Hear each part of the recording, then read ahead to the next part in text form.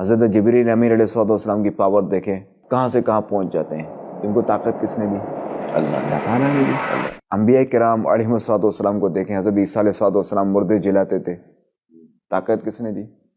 اللہ تعالیٰ نے دی. سرکار علیہ السلام نے مردے جلائے، سرکار علیہ السلام نے جانوروں سے کلام فرمایا، سرکار علیہ السلام کے ہاتھ مبارک سے پانی کے چشمے جاری ہوئے، انگلیوں سے جی. حضرت موسیٰ علیہ السلام کا جو قرآنی واقعہ ہے کہ اپنا عصا مبارک جب ڈالا فرعون کے جادوگروں کے سامنے تو وہ عصا جو بہت بڑا اژدہا بن گیا.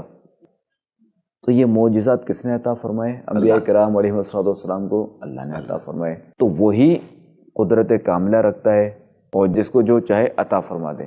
تو وہی جب قادر مطلق ہے تو وہی عبادت کے لائق بھی ہے، کیونکہ ساری مخلوق جو ہے نا وہ اسی کی محتاج ہے، سب کچھ اسی کا بنایا ہوا ہے. تو وہی عبادت کے لائق ہے، اور کوئی عبادت کے لائق نہیں. اگر اور کسی کو کسی نے عبادت کے لائق سمجھا تو وہ شرک ہے، اس کے برابر بھی سمجھا تو بھی شرک ہے. کہ جب سب ہے ہی اسی کا، اسی کی چلتی ہے، اگر وہ کسی کو بیمار کر دے تو اور کوئی اسے ٹھیک نہیں کر سکتا، اگر کوئی ٹھیک ہے تو اسے کوئی بیمار نہیں کر سکتا جب تک اللہ نہ چاہے. جب تک اللہ نہ چاہے. ظاہر ہے کہ جب ہے ہی سارا اسی کے دستے قدرت میں تو پھر جو ہے وہ عبادت بھی اسی کی جائے، کیونکہ وہی معبود برحق ہے.